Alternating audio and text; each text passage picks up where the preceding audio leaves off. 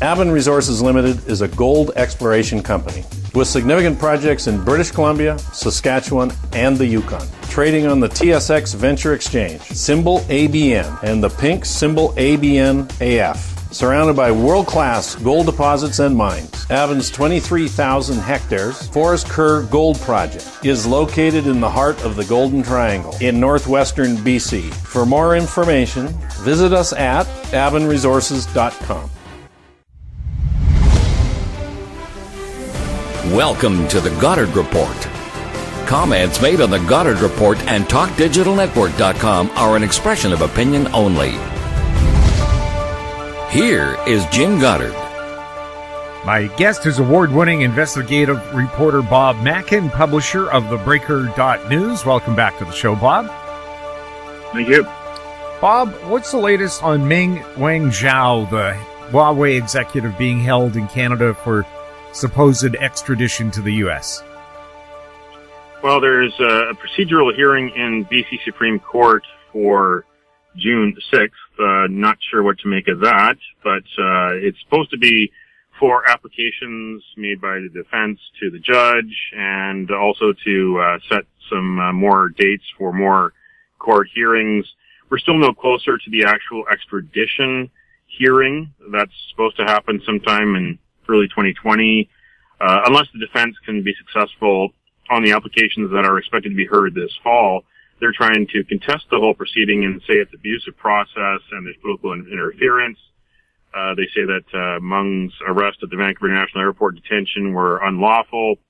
There is a civil action that was launched back in March by some of Meng's lawyers. And this week, the Canadian government responded to that on behalf of the Canada Border Services Agency and the RCMP to say that they did everything by the book, that the officers that arrested her did so lawfully and not maliciously, and that they never did actually search her electronic devices, didn't search her phone, didn't search her laptop or tablets. They did seize them, and they did demand the phone numbers for the phones and also the passwords for all the devices, but they didn't actually examine those at the airport when she was arrested. And so they're saying that her civil lawsuit, which is on constitutional grounds, that she alleges that the RCMP and CBSA breached her civil rights, breached her charter rights in the arrest. They say that no, they didn't. There was an issue of a bit of a delay. It happened on a Saturday morning, and that the CBSA officers wanted to speak to people in various government departments that they weren't able to easily find because of it being a Saturday morning. So that is winding its way through the courts, and that was filed on June the 3rd in BC Supreme Court.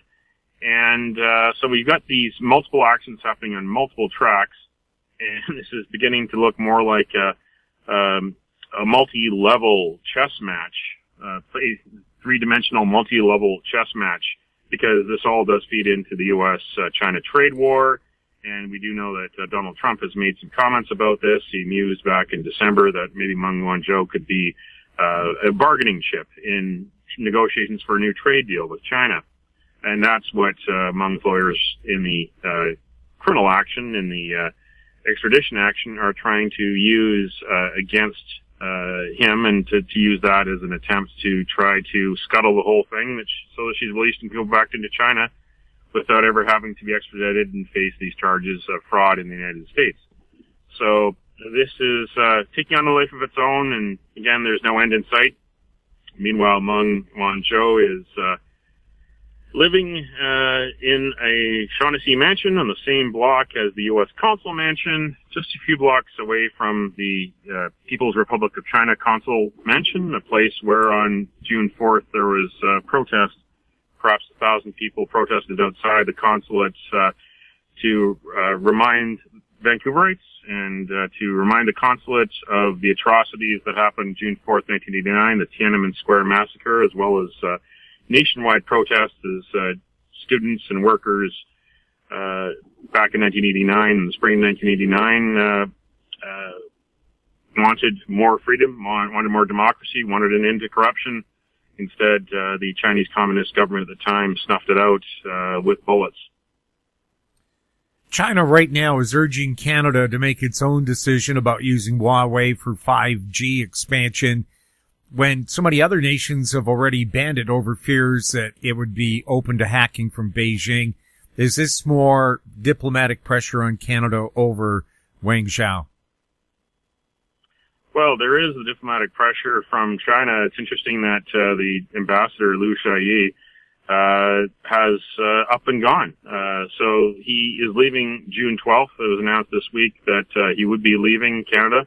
No replacement has been named at the time, which is interesting because on the other side of things, John McCallum became the ex-ambassador earlier this year after a couple of bozo eruptions, and he hasn't been replaced. There's an acting ambassador, bureaucrat, but not a full-time ambassador, and that might be the same thing here, that China may not rush to replace Liu Xiaoyi, who has been in the media for accusing Canada of all sorts of things when it comes to the Meng Wanzhou arrest, even suggesting that it's the byproduct of racism and white supremacy. That's why Canada's keeping Meng Wanzhou, which could be further from the truth. This is a situation where Canada was asked by its ally and asked by a signatory to an extradition treaty to arrest someone who is wanted in the United States for charges of fraud.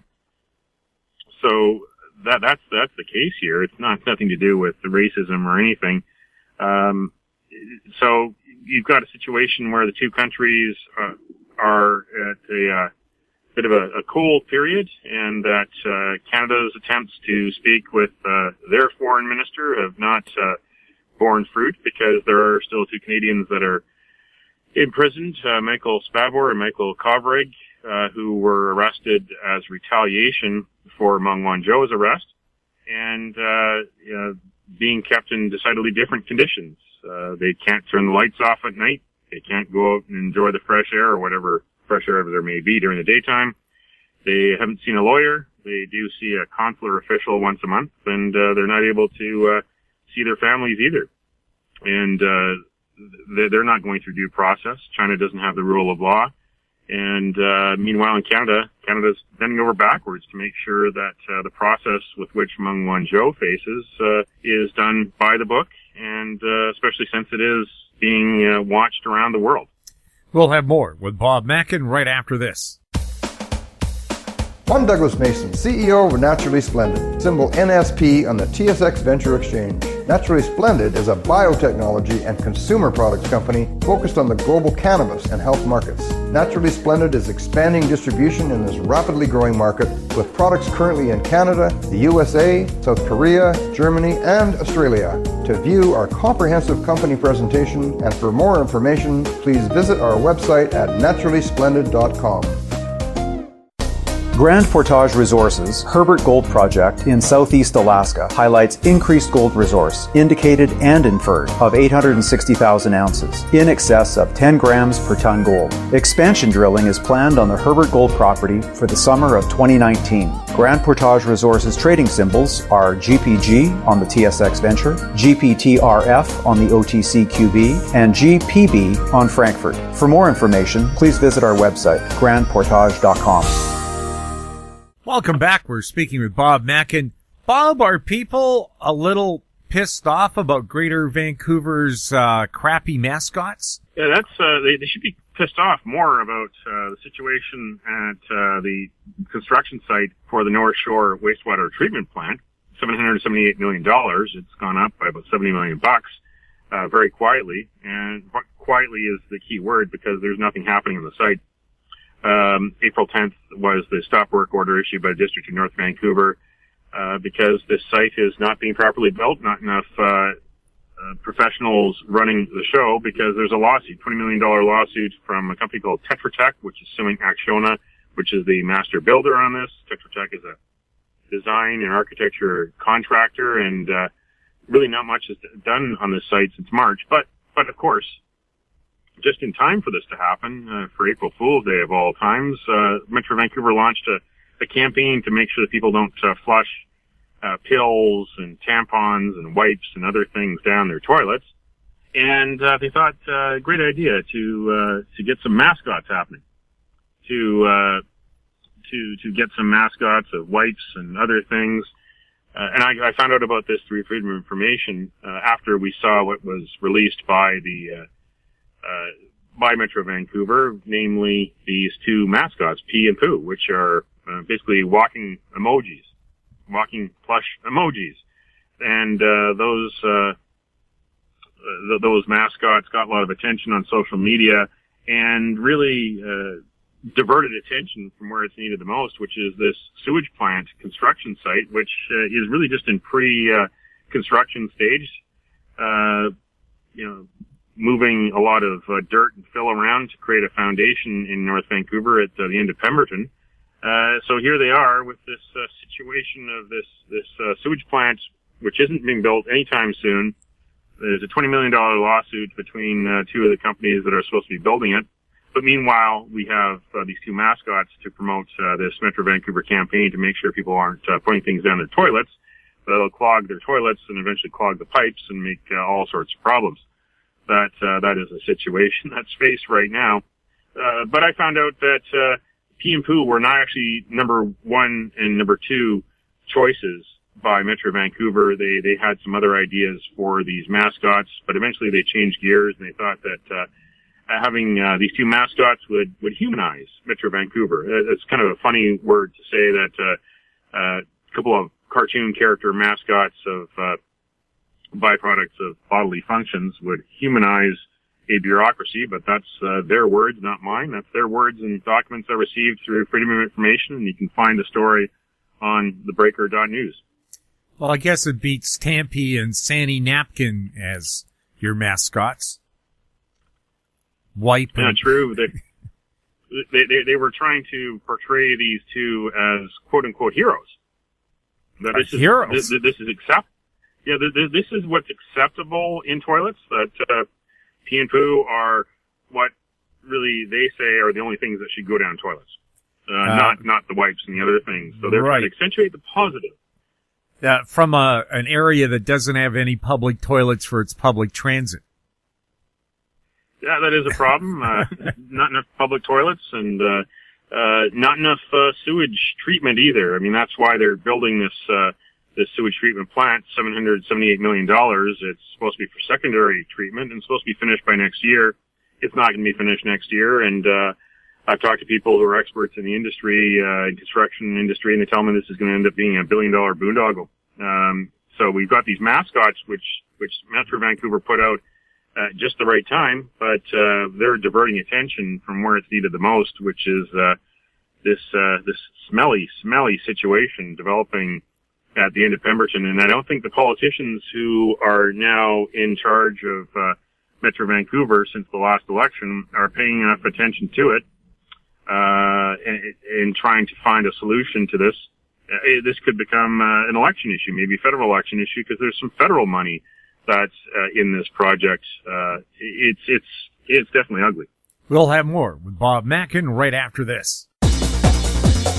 Hi, I'm Douglas Mason, President and CEO of Magnum Gold Corp, MGI and the TSX Venture Exchange. A 2015 drill program on the LH property intersected several high-grade gold intersections, including 11 meters of 20.66 grams per ton gold. Additional drill targets on the LH property have been identified by a 2018 drone airborne magnetic survey to further evaluate a pyrrhotite-enriched gold-bearing system. Please visit our website at magnumgoldcorp.com. Don't miss out. Stay informed. Receive the HowStreet.com weekly recap with thought-provoking podcasts, radio, and articles delivered to your inbox. Sign up for the HowStreet.com weekly recap on our homepage at HowStreet.com. Welcome back. We're speaking with Bob Mackin. Bob, what's the latest on the college admissions scandal? Well, the lawyers for the defendants were back in federal court in Boston on Monday for the first status hearing. There'll be another status hearing in the start of October. And they're waiting for more documents to come along. The disclosure has happened. David Sadu of Vancouver was the first to receive his disclosure package on April 25th. And as I reported in the Breaker.news, this disclosure package is quite voluminous. It came on a hard drive and a DVD. not in binders, but a hard drive and DVD. And what was said in court on Monday was that the defendants have been supplied with millions of documents, millions of pages of documents to go through. That's going to be quite a laborious task for each of the defense lawyers, and millions of pages of documents are the key words, because there are wiretap transcripts, there are receipts, there are emails. There's a lot of evidence there, and it's no surprise so far that of the 50 people who've been charged in this, 22 have either pleaded guilty in front of a judge or have told the prosecutors that they will plead guilty in front of a judge. And that's ultimately the strategy of the United States prosecutors, is to produce enough evidence that the people who are charged plead guilty, so that they don't have to actually go through the expense of a trial. You know, their system is similar to ours. If there was a trial and everything, the system might collapse.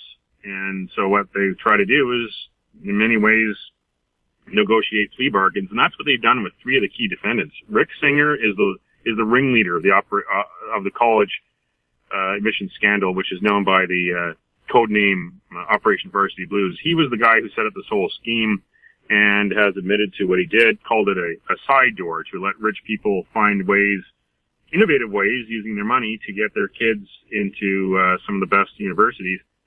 And Mark Riddell also pleaded guilty, and he's also agreeing to help the prosecutors, and he was the guy who was the test taker,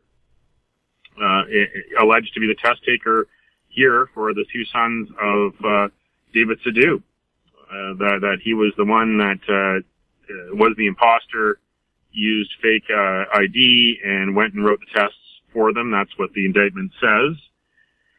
And then the third person agreed to plead guilty last week, the accountant for Rick Singer. So you've got the ringleader, you've got the key foot soldier, you could call him, a very smart fellow who could write a lot of SAT tests and get high scores. And then you've got the accountant, the person that would know which way the money came, you know, money in, money out. He could attest to the receipts and invoices and other email communications that came in and came out. They got three key people there, so that's formidable, plus all the evidence they provided. There's going to be more guilty pleas. Right now, David Sadu is maintaining his not guilty plea. That he hasn't changed that, and I talked to one of his lawyers, David Chesnoff, his lead lawyer based in Las Vegas, and he didn't have too much to say except that they're looking through these documents and haven't come to a conclusion of what route to take. But they do say that they are building a case to put the credibility of Rick Singer, the ringleader, under a microscope. So that's where it's going now. But this is going to get interesting, I think, over the summer as more of these parents look at the evidence and either decide to fight and ask for court dates to get a trial happening so they can clear their names, or they will negotiate plea bargains. I think we're going to see some interesting action here. We do need to see more of the evidence the United States has on David Sadu. It's a bit of a mystery of what happened with this Mark Riddell in June of 2012. The indictment says he came to Vancouver and wrote a Canadian high school exam on June 9th, 2012. And I haven't been able to find out what kind of exam that is, what the name of the exam is, because the provincial exams were not written in 2012 for that period of the year until after June 18th. But there was what is called an ACT test, which is not necessarily a high school test, that was written across North America on June 9th, 2012. So we're waiting to see more evidence. We're waiting to see where this case goes next. But I think what will happen eventually is that the whole regime of examinations and test taking will be under the microscope. Because if an imposter can, on numerous occasions, according to the United States indictment, use falsified ID to gain entry to exam writing locations and write those exams, and then pass it off to someone else as the person achieving, then that calls into question the integrity of the entire system. not to mention the actual admissions offices at universities that will actually allow students in, and there will have to be new checks and balances brought to the system to make sure that the right people are writing the tests, as well as the right people who are achieving the scores actually get into universities, and that there isn't any backdoor bribery. Is there any more fallout from the BC legislature expenses scandal? Well, there's some serious questions. Last week in Victoria, the opposition and some of their friends in the BC Liberals tried to shift the focus again to the whistleblower, to Daryl Fleckus and his chief of staff, Alan Mullen, when they were just trying to do their job and actually preserve information. There's been maybe half dozen cases where documents and data have gone missing from secured locations such as safes and offices, and Mullen and Fleckus are concerned. And they're doing whatever they can by backing up computer hard drives with the permission of those who they're asking, namely the acting sergeant at arms, as well as the acting clerk. The acting sergeant at arms retired last week. He had told people around the legislature that he was going to be retiring in early April. That's when he gave his notice. So they wanted to make sure that these hard drives were backed up for future use.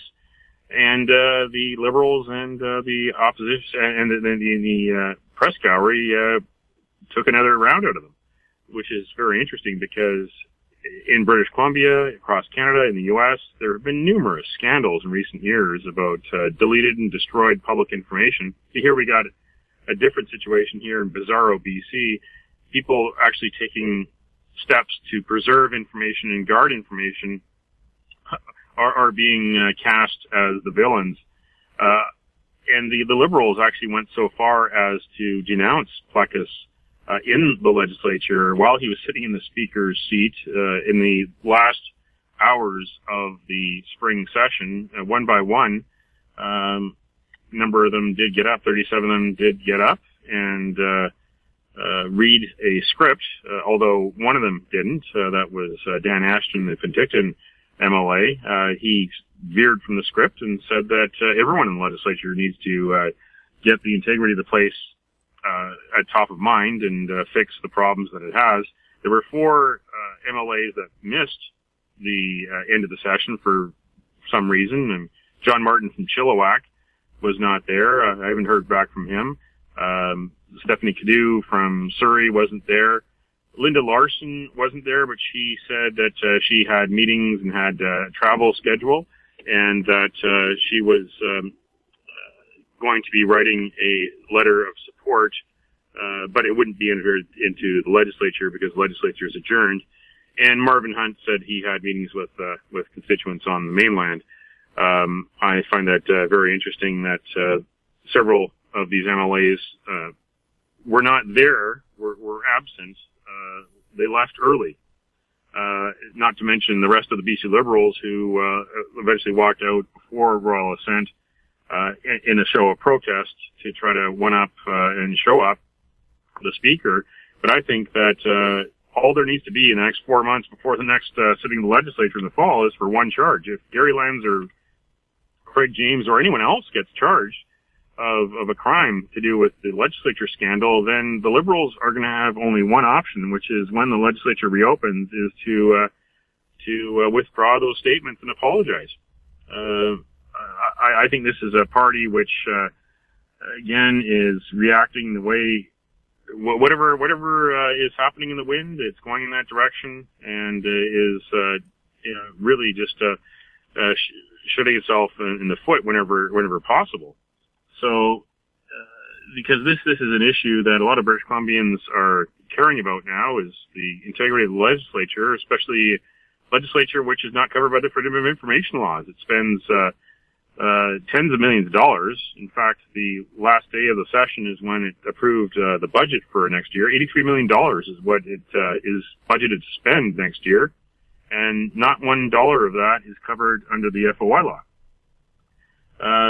And yet we have seen tens of thousands of dollars essentially go missing through the good work of Daryl Plekas in investigating what's gone on. He found that Craig James, for instance, created his own pension, $257,000 pension for himself in 2012, and unfortunately the legislature is not asking for him to pay it back.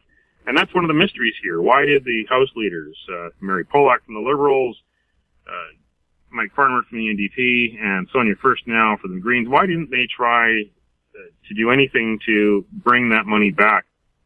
They let Craig James retire in disgrace instead of face the music and be fired by the legislature. But why didn't they cut a deal at least to bring some of that money back to taxpayers? It sets a bad precedent and leaves a bad taste in the mouth.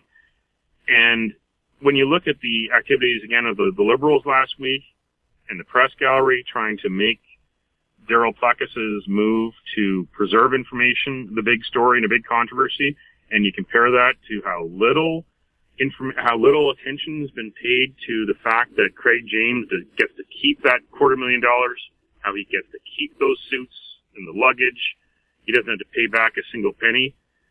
You're looking at another one of British Columbia's problems when the opposition party is again shooting itself in the foot, and those in the press gallery in Victoria, except for a few small exceptions, are going along with it. It's bizarre, to say the least, here in British Columbia, where this kind of situation can happen, and justice can't happen quickly enough, and the whistleblower gets the heat when it's actually supposed to be the person who's found in misconduct that should be getting the heat.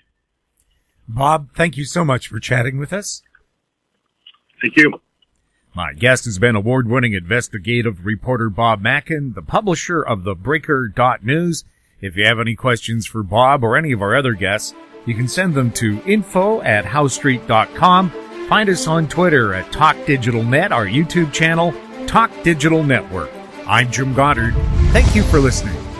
Comments made on the Goddard Report and TalkDigitalNetwork.com are an expression of opinion only. The Goddard Report is available online and mobile at TalkDigitalNetwork.com. The Goddard Report is a production of Howe Street Media Incorporated.